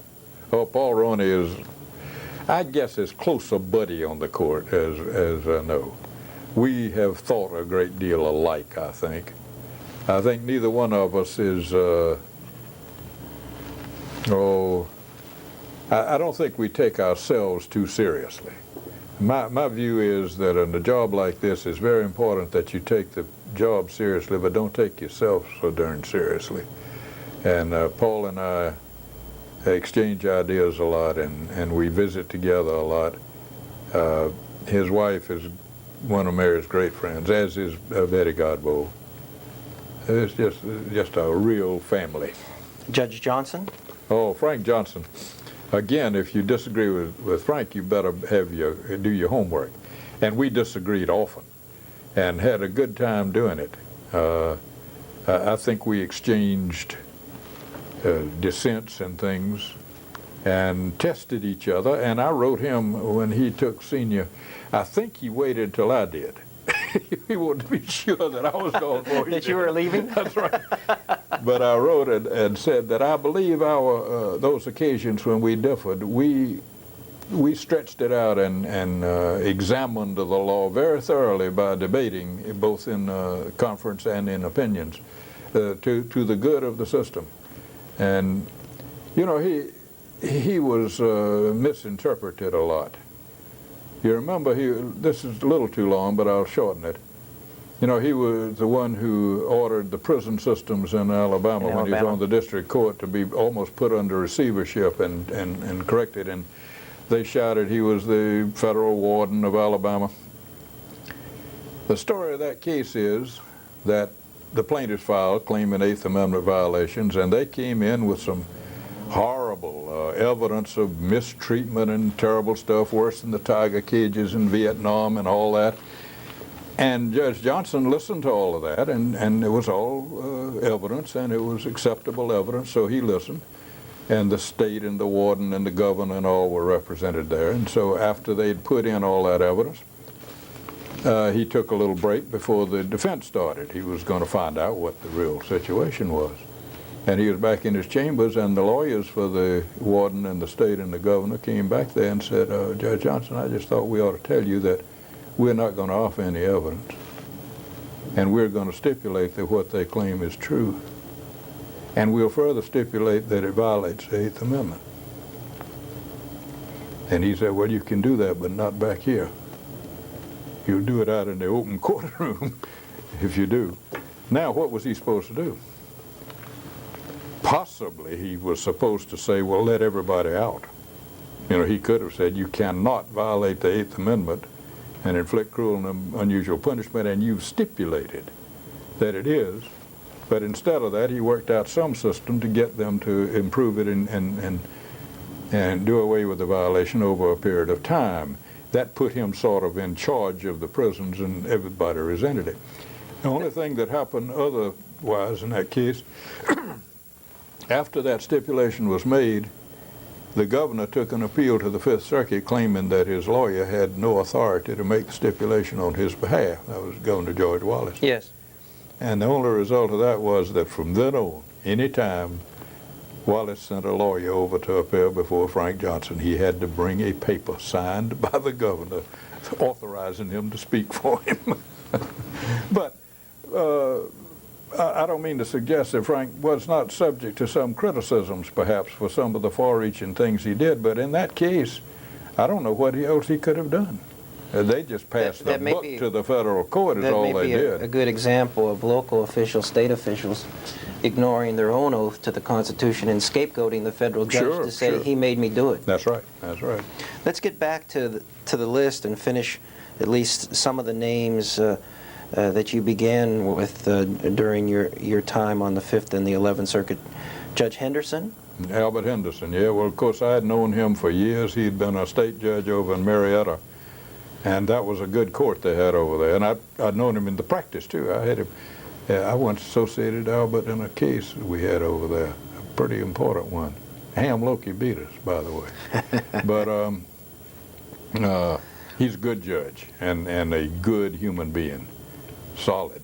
He knows how to try a case and how to review the trial of a case. And Judge Fay? Judge Fay is remarkable. You know, he was one of the pioneers of the proper way to try a plaintiff's case in the country. I didn't know that. He and his partner, and I can't think of his name right now because names always escape me badly. Anyway, and he was a great trial lawyer. He was a great trial lawyer, and I've enjoyed working with him. He gets right to the point. He is absolutely to the point, and he can do more work without looking like he's exerting himself too much, you know. He just goes ahead and does it. Since he took senior status, I know when he first took senior status, and you know, he hadn't been replaced. Yes. That he continued a full load as an active judge. He didn't even cut it down. Are there others we should mention? The newer judges on the court? They're all good. Chief Judge Hatchett, Judge Hatchett. Barksdale, Judge Black. Judge Hatchett. You know, his background, he was a magistrate and was known nationwide. He worked out some discovery systems and all as a magistrate. And then he was on, and one time he was in the U.S. Attorney's Office, and then he was on the Supreme Court of Florida, and within a short time of his being appointed, he had to run statewide. And he was the first African-American on that court, and he beat his opposition something like 60-40 in a statewide race. after he was appointed, and I might have had a little something to do with that, because Griffin Bell asked me, he and I sat at that SMU seminar side by side because our names began with H, and he was on the state Supreme Court and I was on the appellate court. And Griffin Bell asked me to inquire, would he want to come on the federal court? And I did, and he would, and I passed that on to Griffin. Well, when he came on, and again, he was the first black judge on our court, and I went up to him and I looked him right in the eye and I said, Joe, I think the president has played hell in appointing you. And he got taken back and said, what do you mean? I said, Court of Appeals judges are a dime a dozen, but a good magistrate is hard to find. What a wonderful story. How about Phyllis Kravitch? Oh, well, of course. Go back to the law school, or law firm days, yes? Yeah, well, and the Reynolds case. That goes back to the R.J. Reynolds case, and she's been just a great buddy. There are more tales about her coming on. She came, that was in the days of the commissions that they established to interview people who were sort of applying instead of the old appointment deal. And so she was on the list. She was a state Superior Court judge in Savannah, and I think the first woman there. And she was waiting in, I think, Charlie Moy's office. And back behind it, they had a conference room where this commission was sitting. And in a little while, some fellow from the commission came out and stuck his head around there and saw her sitting there and said, young lady, could you see if you can get us some coffee? Oh, my. And she said, well, I would if I knew where the coffee was. I just don't know. And then after a while, they started taking the people in to interview, and she was the first one. And one other quick one. Please. Down at the Royal Sonesta Hotel, where we always stayed in New Orleans, it was raining. And she went out and had to get a cab to get over to Camp Street to the courthouse. And the cab pulled up, and she was about to get in it. And three guys with briefcases went busting in front and said, I'm sorry, but we're going to be late. We've got to go. And took the cab. Oh, I think I know where this story is going. And when they appeared, when they walked in, when the judges walked on the bench and they were waiting to argue the case, there was that lady there. That they took the cab from. Yeah. So. How about relationships over the years with your circuit justices, Lewis Powell and Anthony Kennedy? Well, you really kind of touch a nerve there. Lewis Powell, I'm proud to have known that fella and to know him. The best description I can give of that is that I have said many times, if somebody came to me and said, I've been reading this word gentleman, what does the word gentleman mean? I'd like to say, you just wait right there and let me see if I can get Lewis Powell and introduce you, and then you'll know. And he's just a gentleman, just a great gentleman. He probably saved that court from a lot of controversy by being willing to take appointment. You know, he was president of the American Bar, and he was I knew him vaguely when I was in the Gambrell firm, and we both represented Greyhound lines, and we exchanged some correspondence that way. But he's just a terrific guy. And besides that, I was a cryptographer, and he helped break Enigma, the code Enigma, the German code. And so we have swapped some stories, but I had to promote myself pretty far to get up into the cryptanalyst category. And Justice Kennedy? And Justice Kennedy has been a friend. He's a thief because... A thief? Yeah, because I've told some stories when I was presiding over state meetings at the Judicial Conference, and he steals them. And that's a high compliment. That's a high compliment. In his defense, I've been a president at some of those occasions, and he often, at least, gives you credit. Okay, good enough. Maybe I hope he does if it's a good story.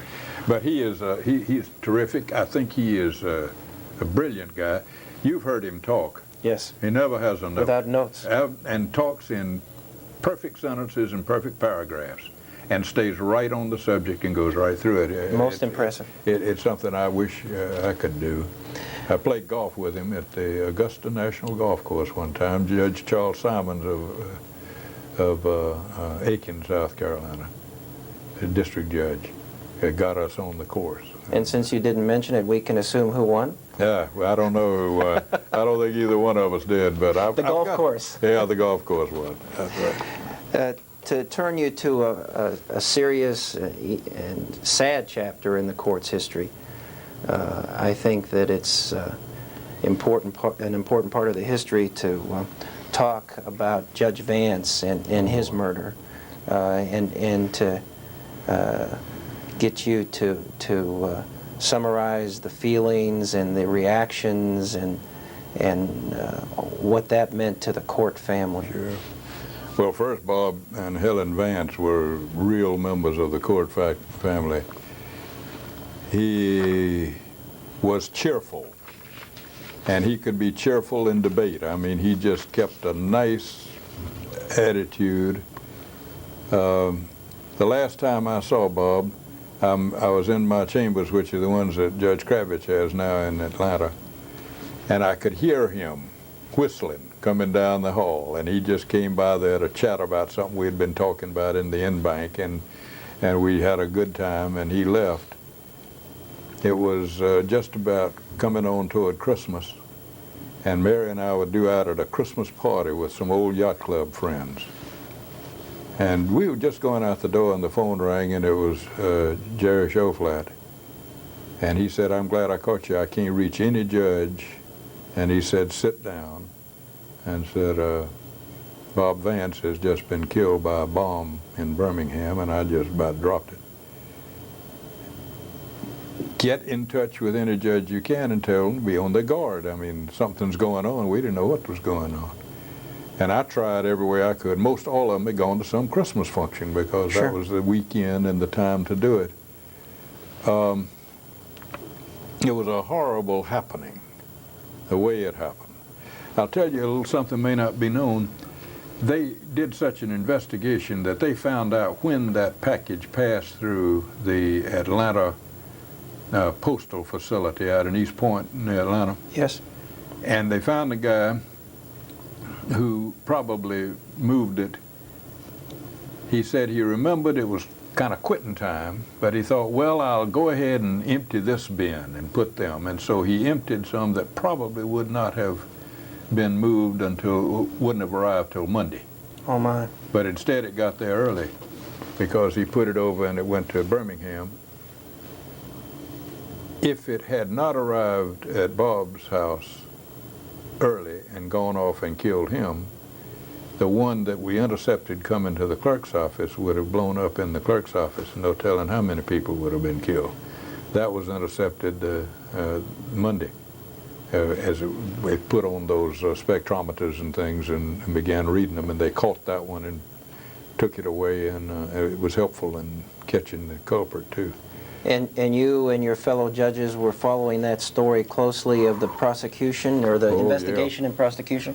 Absolutely, absolutely. And you remember it was a long, long investigation, and for a while they got on the track of some fellow over in Alabama, I think, and searched his premises and all, and they were doing a good job, but it turned out he was totally out of it. He had nothing to do with it.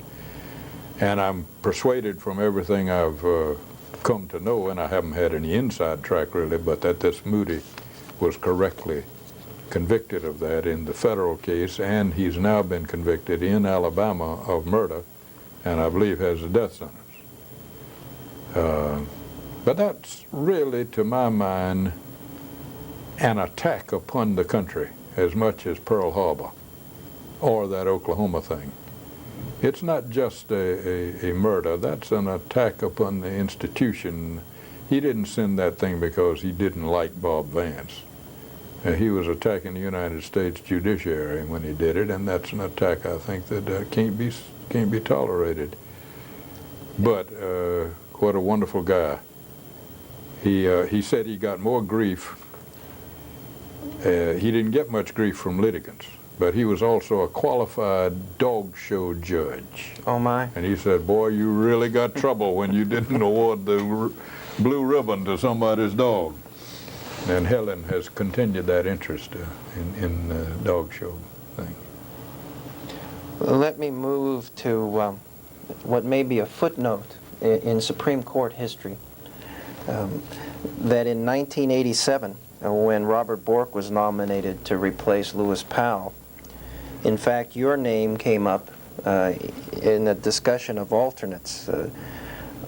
From the news stories, Senator Strom Thurmond of South Carolina, who was the ranking Republican on the Senate committee, Judiciary Committee, publicly recommended Senator Heflin of Alabama for that position and announced that he'd also mentioned a short list of Southern judges. He included Judge Wilkins, Judge Gee, Judge Higginbotham, and yourself. Do you remember that episode? Yeah, I do. I tell you, go back a ways, going back to my friend Jack Gardner. Please. At whose wedding Mary and I met, and I grew up with, and we debated together. And we're both from South Carolina, and of course Strom Thurmond was, and still is, the everlasting senator from South Carolina. And to this very day? And Jack liked him and knew him pretty well, and he'd been in politics. Jack had been in the House for a long time. And he just took it upon himself to write to Strom and say that Jim Hill ought to be on the Supreme Court, and he took it seriously. I mean, he wasn't just saying this. And I thought that was interesting anyway. And then when, I guess it was when Bork's nomination was made, Thurmond's administrative assistant called me and said, the senator wants you to know that you are on a short list. And I'll confess, until I knew that news story, that I wondered if he didn't call 50 people of his closest and dearest friends. But apparently he did put that on, and that's very gratified. I mean, I respect the fellow. He is a sincere senator. There's a lot of joking about Strom and his exercising. But now, bringing you up to the present and your status now as a senior circuit judge, you've had the opportunity to sit in the First Circuit, the Fourth Circuit, the Fifth Circuit again, the Sixth Circuit, and the Seventh. What have those experiences added to your judicial time?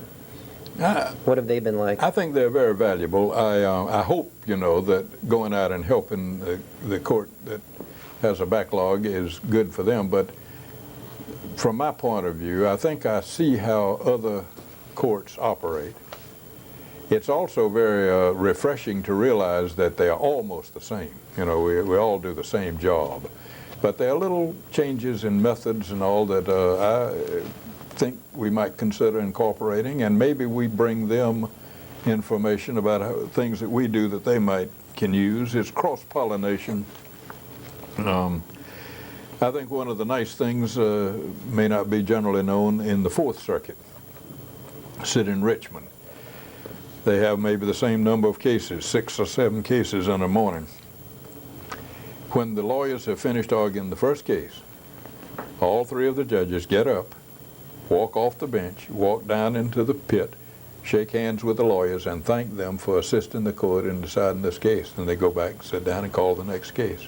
And I just think that's a delightful very thing. Genteel and southern. It is. Yep, I think that's very nice, and that sometimes occurs after you've just given the lawyer an awful hard time with some tough questions and all. And it's pretty nice to go and say, I want to tell you, thank you for helping me in answering those questions. That custom is reminiscent of the custom the justices of the Supreme Court have to shake hands before they go on to the bench. With each other. With each other. With each other. That's right. That's right. It's the same kind of idea. For the next portion of this interview, Judge, I'd like to turn your attention sort of to some broad brush issues and gain your perspective, record your perspective here on some larger issues perhaps related to the court and even American history. To begin, you noted earlier that one of your sons is a journalist. What is your opinion of how the press reports on the work of the courts, how the press reports judicial decisions and the rest? Do you think they do a good job on balance? Do you think there is need for improvement? I know it's an open-ended question. I don't think very well. I really don't think it's very well done. There's too much reporting as if the court has decided it prefers something. Now, that's not a good way of putting it. But if the court holds that the Constitution forbids the prosecution of somebody because there may be a Fourth Amendment violation, they kick down the door of his house without a warrant, or something of that sort, the press will report that the court decided that it didn't want this criminal prosecuted, is the way it comes out. How could they decide not to prosecute that criminal, you see? And buried under there is the idea that it was decided because the Constitution was violated, but that's referred to as a technicality. And the provision in the Bill of Rights is a technicality. Is a technicality. Well, I had a great judge, Judge Parker of the Civil Court of Fulton County when I was a boy lawyer, and I said, Judge, you're not going to rule so-and-so on a technicality, are you? And he straightened me out on that. He said, James, a technicality is a rule of law upon which you lose. Said if you win on it, it's a cornerstone of American justice. And there's a lot to that. And I believe that these people who report know better, but it doesn't make as good a story. I don't think it makes as good a story to go into the details of how and why. It's pretty exciting to say that this criminal is going to go free. But it's not very exciting to say that there was this violation of the rule and so forth. So I'm worried about that a little bit, mainly because I want the people to respect the judiciary and the works of the courts.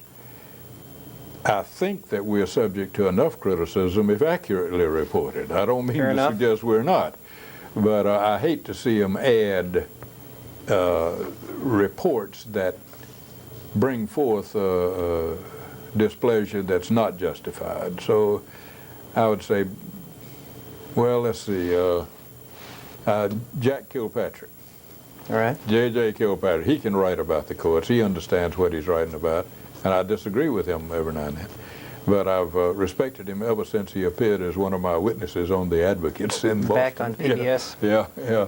And he's a scholar. He's now writing nothing almost but court. Constitutional law, mostly. He's moved from a general columnist to commenting on the courts. He lives in Charleston, by the way, Charleston, South Carolina now. The subject of race, which from the beginning of the United States has been a political issue. It certainly has figured prominently. You mentioned the desegregation decision, Brown versus Board, and the Fifth Circuit's historic role to implement that decision. You've lived through an amazing period in terms of beginning in a kind of Jim Crow South to living in Atlanta, which has contributed so many prominent African American leaders, local and national and international, really. Dr. King, I have in mind. Do you think America will ever get beyond race? No, unless a human being should be transfigured into something divine. I don't think so. I think it's been a part of the human personality for some reason or another to take notice of differences in people, ethnic or racial or that sort of thing, even location. You know, you can dislike a northerner or a southerner, and people will do that. And I can remember in high school, I thought anybody that went to Hartsville High School and not Darlington High School must be a bum. And so, yes, I think that. And another thing, you said in America it's been a problem. Well, I believe it's been existed in the whole history of the human race. And point well taken. You can look at what used to be Yugoslavia. They got three there. The Muslims, the Croats, and the Christians, and they are at each other's throats. And literally. Yeah, and it's because of their ethnic backgrounds. And look at North Ireland.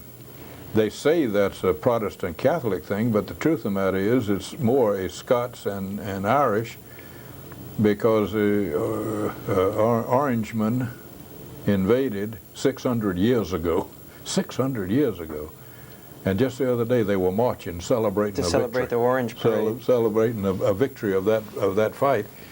And it happens that most of the invaders were Scots Presbyterian folks, and most of the locals were Catholic, and so they identify each other, the side they're on, often by Protestant or Catholic, but truth is it's invader and invaded. You want to talk about racial and ethnic problems, how about go do something about the Middle East? See what you can do about Lebanon and Syria and Israel and all of that. And I think if you journey to just those places and many others, go to Tibet. They're moving the Han Chinese in there to try to displace the Tibetans as a majority, and they're going to be at each other's throats. I think if you visit all of those places and come back here and take a look at our race relations, you'd think we had hit utopia. I think we're so far better than most of the world in race relations that it's hard even to make a comparison. Do you give credit for that to the federal judiciary? Some. I think that the federal judiciary broke down things that preserved the separateness. As a result of that, there might have developed competition that had been forbidden by the old segregation setup, and that might have produced some exacerbation of racial tensions. But are you talking about the era of Jim Crow, where there would be a black funeral home and a white funeral home in town, and that kind of? Sure, and it was totally separate, and it was forbidden for there to be real competition in economics and social. It was a very stultifying, patronizing? Yes, patronizing of the black people by the white people. Cruel, awful thing to do. But it resulted, at least in the more sophisticated and experienced and business-oriented people not driving the inexperienced people into oblivion. But finally, those people matured, and I remember seeing a march around the Capitol in Atlanta, and I looked at that thing and I got to think, young people, these were young black people, and I got to think, I wish my boys had something that excited them as much as these fellas do. They were inspired. And I also remembered when Roosevelt was making his second race for president, and he had encountered the Depression, and business was in a turmoil, just awful. But he was now picking up terrible opposition from business, who thought he was a pure socialist. Might have been, I don't know. But I remember he was talking about that opposition from the business and what he had found when he came in and how they were doing now better. And he said, I am so glad to see that the patient has recovered sufficiently to throw their crutches at the doctor. And I think a little of that might have been involved in this upheaval we've had in the South in race, that these people said, no, we don't need your patronizing attention anymore. We're ready to throw the crutches at the doctor and get out on our own, and I hope that is so.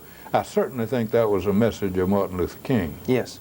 And that was his message, and if so, it's a good thing. And no, we will always have people who will instinctively like or dislike somebody because of race, and I'm sorry that's so. Maybe it's just laziness. It's the easiest way to discriminate in what used to be a very fine word. You know, being discriminating used to be a very fine thing to be. But maybe that's a shortcut and a quick and lazy way to discriminate. By doing that, you miss getting to know and appreciate some of the very fine people who are black people, and they're all just some great, great people. Let me move you to the drug program, the drug problem, I should say, and the war on drugs. some think, myself included, that one of the casualties of the war on drugs may be the federal courts in terms of caseload and workload. But you were quoted in a New York Times article at the time of Judge Vance's death to say that the drug problem in this country probably has produced more violence than anything that has happened in this country since the Civil War. If you were Congress, violating the separation of powers only hypothetically and on videotape, what would you do about the drug problem? Well, if I'd just suddenly said, I have the answer and I know what I'd do, I'm not sure you'd pay any attention to it, because I don't. But I think I would first say that we have been losing that war on drugs, as you referred to it. And I think we ought not have that situation in this country. We lose respect for law and order if we lose wars against crime. There are only two alternatives, it seems to me, and one way would be to win it, and the other way would be to give it up. The winning of it, and I'm sure we could do it, if we just took out all the forces we could muster and went to war. Things like using the military, ignoring the Fourth Amendment. Sure, is that sure, and just having at it. But if we won it, it might, like you say, ignore the Constitution, and it might do us some serious damage. I have guarded against something that I've heard charged, in particular like a Fourth Amendment search or something in a drug case. One time a lawyer, before a panel I was on, said that he sensed that there was a separate Constitution for drug cases, that the courts did not enforce the Constitution for drug cases like they would otherwise, and I've been conscious of his saying that. I don't think it's so, but it's serious. We could erode the Constitution in order to win the war on drugs and win it. Now, the thing that makes the remark I made there about violence so is the money to be made in drugs. That's why it's violent. And the corruption, potential corruption, the corrupting influence on the system for law enforcement and the rest? And that's money. And the thing that makes a kilo of cocaine valuable is our law against it. I don't think it's worth much money in Colombia lying around, but if you can get it into this country, it's worth a bundle because it's against the law. In fact, in a Washington Post story recently, I read that it costs about $100 to make a kilo of cocaine. That's right. And you can sell it for as much as $13,000. Sure. It's like scooping up sand off the beach in Colombia and selling it over here for a ton of money. Now, if you called off the war and said, okay, we decriminalize all of this, as we finally did in 1933 with Prohibition, you would do away with Al Capone. You see, that just gutted Al Capone and all his crowd when they did away with Prohibition, because that's the only thing that made the whiskey trade valuable. You would probably cut down on people murdering each other about drugs a great deal, and you might cut down on people pushing drugs. That is, there'd be no reason to go out and try to get somebody to buy them when there wasn't any profit in it to speak of, just no more profit than selling flour or selling sugar. But you would also do something, I think, to the character of the country, that you did not criminalize this very evil thing, and it is a very evil thing, and the notion that by decriminalizing it you would be putting an imprimatur of acceptability on it is a bad notion. And I'm not sure that where I am on this, but I am reasonably sure that where we are now is the wrong place to be. And it's got to be. That our policy is failing? Yeah, something's got to be. Now, you can get drugs in any city, in any environment. They are not just the crumb bums that are having it. I bet you could go to any state's bar association meeting, and you would find lawyers there who are sniffing a little cocaine. And if that's so, and we are not putting, and we claim to be holy about it and denouncing it, then there's something that does more harm to the character of the country, I think, than almost any alternative is to suffer that kind of thing to go on. I don't know what could be done about it. I once heard that somebody suggested that they legalize it but let the government dispense it as a government dispensary. And to take it, you had to go into a dingy kind of basement sort of dispensary run by the government. And the people who worked in there would be people who had been fired for surliness by the Internal Revenue Service. And the most uncomfortable thing, and you got your fix and you had to stay right there and take your fix and then leave, would maybe be a proper way to do it. But the more you taxed it or the harder you made it for the person to get, the more you would create the black market in it, as people are worried about cigarettes. Yes. Man, if somebody were right now incorporating a black market cigarette company and you could buy stock in it, it would be highly recommended. Because that seems to be coming as a big profitable institution. Let me move to the death penalty. I don't smoke. You used to smoke, I know but you're a 86. successful quitter. 1986, for the third time I quit, 1986. Let me move you to the death penalty, which has been part and parcel of the 11th Circuit docket, was certainly part of the 5th Circuit docket, especially these so-called last-minute appeals on the eve of an execution. Justice Powell, Lewis Powell, paid you a judge's compliment when you took senior status to say, and this again is another quotation, "I always had special confidence in a decision by Judge Hill, particularly on a last-minute filing." You yourself have commented publicly and made the observation that you understood that the 11th Circuit was positioned to work out the death penalty much like the old 5th Circuit had to work out Brown versus Board of Education. Give us some thoughts about the death penalty and its impact on your work as a judge and how you go about dealing with that weighty burden of judging. Well, I think that the death penalty is an appropriate thing in our criminal system. And that's unfortunate because it indicates that society has not yet reached the point where it does not need to use such a sentence. It has been very, very heavy in the 11th Circuit because we had so many on death row in Florida, numbers in Georgia, and some in Alabama. The working out of the procedures was the clumsiest thing I think you could see.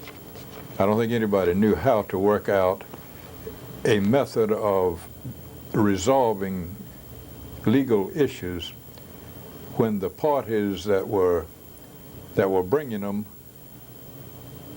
would do anything possible to keep them from being worked out and resolved. A final resolution of the case was the worst thing the party bringing the case wanted, and delay was a victory. And listen, I'm not criticizing. They were serving their clients, and their clients were on death row. But it made for just clumsiness. People would bring half their case so that they could later, after that was all resolved, bring the other half, and things like that were going on all over the circuit. And also, the cases were being pushed by, if that's a word, or advocated by people who were not strictly interested, although they were heavily interested in the fate of the client, but they were working hard to abolish the death penalty. And that's all right. That made sense too. But I said some time ago that there is no way that you can endorse a system for the administration of justice that cannot reach a final judgment in 12 or 15 years on anything. And I think that's true. I think that makes a laughingstock of the system. We have, though, as you suggested, we were the catalyst. We were the place where a lot of this had to be worked out, and it has been largely, not completely. Both by the court and by Congress. Well, Congress taking the leads from the court, I think. I think the court pointed up what needed to be done, but I hope the court was not willing to legislate it, and the Congress picked up the ball and recently has done some real work in that regard.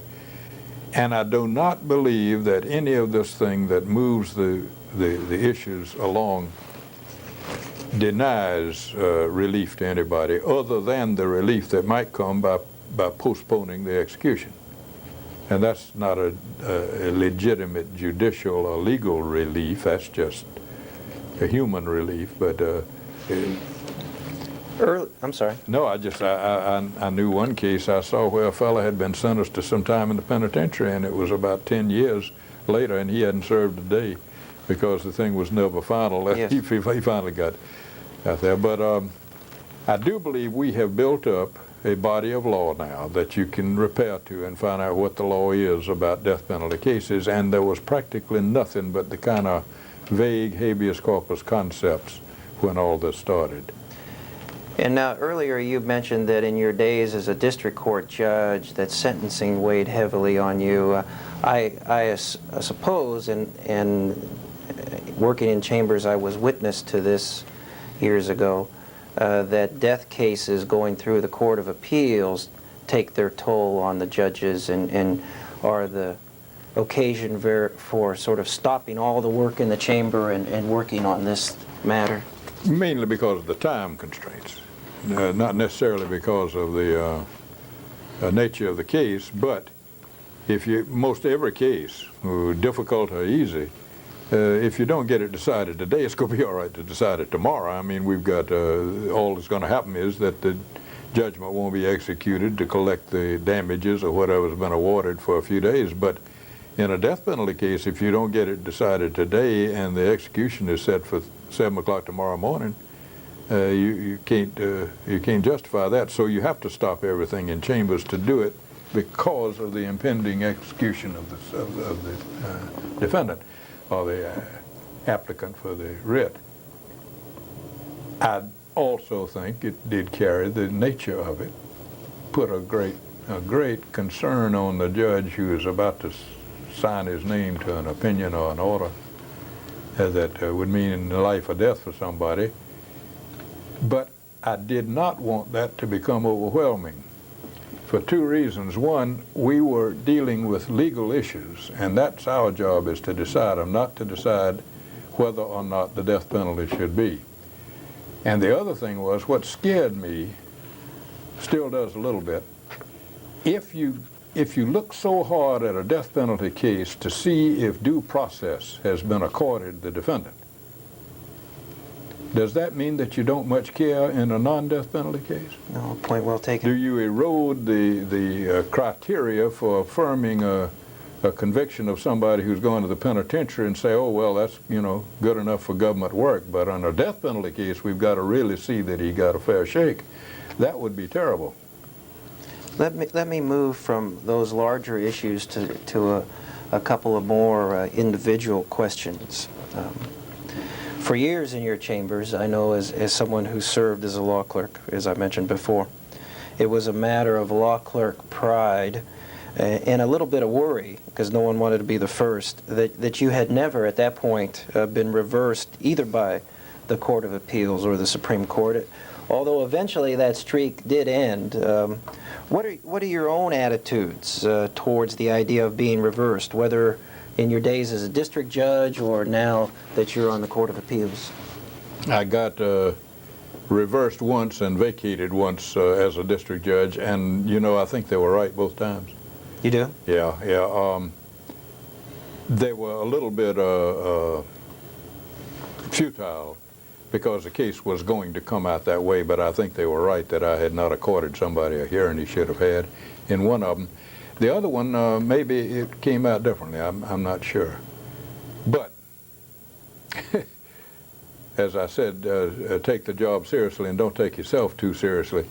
You weren't in that, but on the district court, when the law clerk would come up and say, Judge, the Fifth Circuit affirmed you in that such and such a case, I'd say, they did? He'd say, yeah, here's a slip opinion. And I'd take it and look at it, and sure enough, they'd affirm me, and I'd hand it back and say, well, I still think I was right. Even if that bunch agreed with me. But I think on the district court, and I'm sure on our court as well, although we're not exposed to reversal as much because the Supreme Court can't take all those cases. But when I was trying a case and you had to make a decision pretty quick, I remember stepping off the bench maybe to take a restroom break in the middle of the morning trial and grabbing a law clerk and saying, I see that they're going to offer so-and-so in evidence, and I want to know whether it's admissible. Well, when do you need to know? Well, I think by the time we get back on the bench. Exactly. And so you had to make a decision pretty quick. I was comforted to know that somebody could look at that at more leisure on the Court of Appeals, and if it were incorrect and denied the fellow the right trial, sort of the proper function and role of each court. I don't think I ever resented that. We kidded a lot about it, you know, that the Court of Appeals is a natural enemy of the district judge and all that kind of stuff. But the truth of the matter is, I think most district judges are quite happy. If we didn't have an appellate court, the judges of the district courts would have to get together and create one. Oh, there'd be chaos. That's an interesting point of view. Related to that, but the other side, in a number of cases, you filed a dissent on the Court of Appeals. And the Supreme Court ends up reversing and adopting all or part of your rationale. Indeed, in the Emory Law Journal, there's a footnote that lists all these cases. What are your reactions to that happening? Oh, well, you gotta admit that you sort of like it, you know. And there's another thing that's about it. Usually those cases have sort of gone through the mill where you have clung to your view in spite of disagreement with some great judges, and you begin to wonder yourself, you know, am I being stupid about this? I'm persuaded, but yet have I overlooked it? Am I just being too tenacious? And when the Supreme Court says you were right all along, it relieves you of that concern that maybe you shouldn't have been doing that. A larger issue of philosophy. We've touched on this once before in this interview, but I want to focus you on this distinction. This question, in fact, comes from Judge Roney, who reminded me of something that I overheard in my time in chambers, that very often when someone would ask you in a case if you had done justice, quote unquote, your favorite retort was to say, I wish I could have done justice, but I had to follow the law. That's right. Well, that's and that's a correct statement. I think people going around doing justice, judges who take it upon themselves to go about the land doing justice, are a grave danger to the country. The judge's job is to find out what the people have enacted as the law through their elected representatives. And if they can find that out, and I'll have to confess, sometimes the Congress is artfully obscure about what they've enacted. But if you can find it out, then you're supposed to apply it even-handedly to the case, and whether or not that's justice will depend upon how well the people have done in enacting the law. Twice on the district court,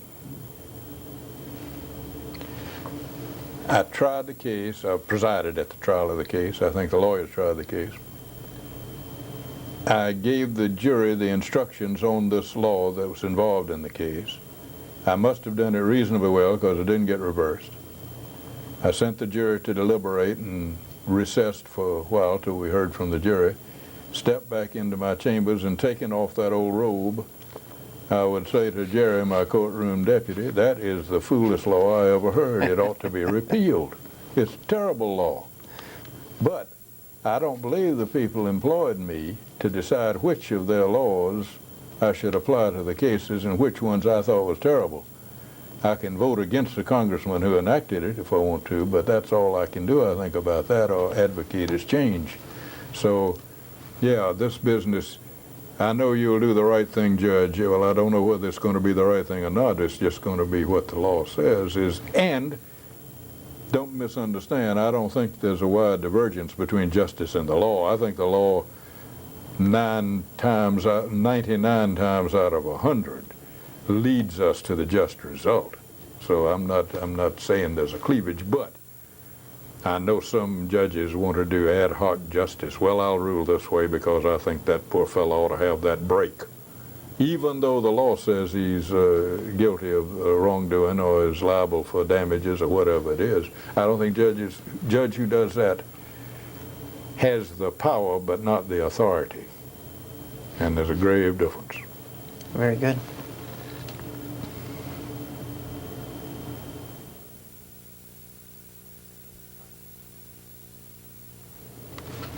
Well, Judge, we're nearing the end of a fascinating meeting. I want to go back to your speech before the National Conference of Law Reviews, where you had that audience of fledgling lawyers. And you said, "I envy the prospect you have of embarking on a career in the law." And you said even that you would swap your judicial commission if you could also return to their age. Mm-hmm. If you could begin again, taking the long view over your interesting and eventful life in the law, as an attorney, as a judge, all that we've talked about this afternoon, reflect out loud for a moment or two. What advice would you give a young person starting out in our profession? What are your hopes for the future of the legal profession and the nation? Gee, if you can answer that question in 2 or 3 well-chosen words. I hope that the outlook is good. I think there's some troubles, and I think that to recognize there's some troubles with our profession, we must take a look at what's happened to the medical profession, which has been curtailed and circumscribed by law and new practices tremendously in just a short time. And as I said earlier, the public can cancel our franchise anytime it wants to. Alternative methods of dispute resolution may turn out to be alternative to having lawyers, not just alternative to trials. I think if we could, if new people are coming into the profession, I think they ought to want to serve the clients, and that means serve the public, and that means to save the clients from the rigors of this bed of litigation that we have created where they can, and to try their best not to let their needs for billable hours take the place of the advice and the service they ought to give to the client to close their problem as cheaply as possible. I knew well, you know, in every hospital they have a surgical chamber. Yes. And in every courthouse they have a courtroom for trials. I have known doctors who, if you came to them with a complaint, they, maybe because they thought they were such wonderful surgeons, they would recommend surgery right away, when you ought to have conservative care as long as possible and hope to work the problem out without surgery. And I'm afraid there are an awful lot of lawyers now who, if the client falls into their snare, and it's almost that, and they can think of some way to make a lawsuit out of it instead of some way to avoid a lawsuit, they will rush into to bring a bunch of litigation. And I think the country needs to be saved from knife-happy doctors and suit-happy lawyers. And I think the profession needs to be saved from that too. That's a good challenge to the leadership of our profession. Judge, I want to end my part of this interview this afternoon by quoting what Vicki Dorsey, who was a law clerk in 1978 to 1979, what she said at the ceremony in the courthouse up in Atlanta when your official portrait was presented, speaking on behalf of your law clerks who presented that portrait. And this is what Vicki said: "Judge Hill's mere presence in this legal community has been a gift. His sense of integrity, honor, and justice has truly graced the bench. His ability to bring wit and humor into the courtroom has been welcomed by the bar, and from the unique perspective of his law clerks, secretaries, and staff, His ready willingness to share his insights and friendship has been cherished over the years. He is, in short, a great man, the finest of judges, and the best among friends. And all I can add this afternoon is a hearty amen to that. And I will thank you and leave you the last word. Well, you know, I am glad that I have had this office to be a judge. The work as an active judge was overwhelming. It was really cruel almost at some times. I could never say every day or every week I was enjoying what I was doing because I felt overworked and underpaid, I guess. But at various segments, stop and look back over what I'd been doing, and I had a sense of great satisfaction. And I do now. Looking back over it, I think I've been doing what I was supposed to do. I don't know whether I've done it well or not, and there's no way ever to find out. If I lost income, and I guess during those years I did, I've got a good retirement, of course, you notice. That's yes. A fine thing. But I believe I would give up all of that, what income I lost, to have Vicki Dorsey say what she said, and to have you endorse it and say amen. So it's been a great career, and I like it very much. And I guess to close the thing out, what you just read that Vicki said, going back to issue pleading, I admit every word of it, because what's admitted doesn't have to be proven. Once a lawyer, always a lawyer. That's right. Very good. All right. Thank you, Judge. Thank you very much for doing this.